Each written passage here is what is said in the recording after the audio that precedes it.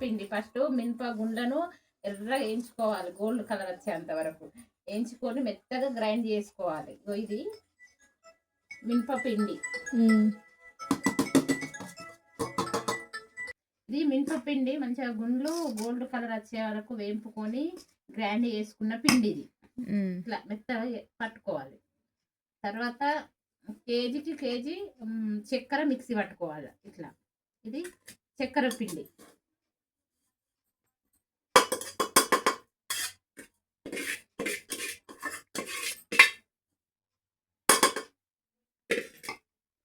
తర్వాత కొంచెం ఇలాచి పొడి మెత్తగా దంచుకోవాలి. ఇట్లా ఇట్లా మంచిగా రెండు కలిసేటట్టు కలుపుకోవాలి.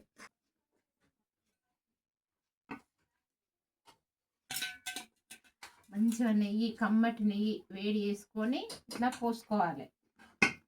పోసుకొని మంచిగా కలుపుకోవాలి.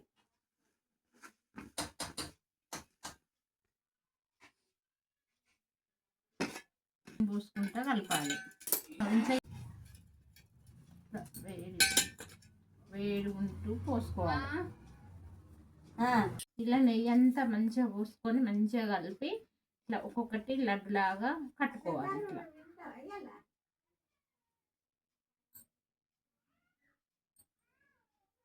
ఇట్లనే ఒక్కొక్కటి అన్ని ఇట్లనే లడ్డూలు చుట్టుకోవాలి. ఇట్లా ఒక్కొక్కటి అంతా ఈ పిండి అయిపోయే వరకు లడ్డూలు చుట్టుకోవాలి. ఇదే మినప సున్నుండలు అంటారు వీటిని.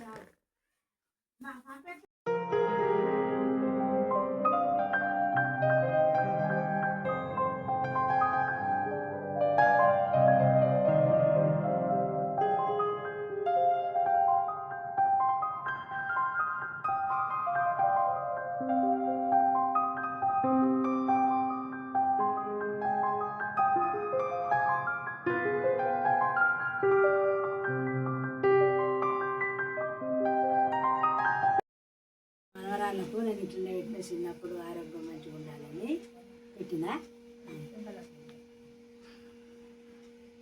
బలంగా ఉండాలని పెట్టిన. ఇప్పుడు 2 లడ్డూలు చేస్తున్నా.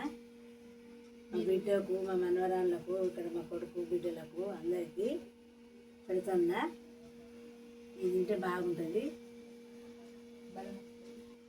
మా గౌడు కూడా రోజు ఒక్కటి తింటాడు, నేను కూడా తింటా రోజు ఒకటి.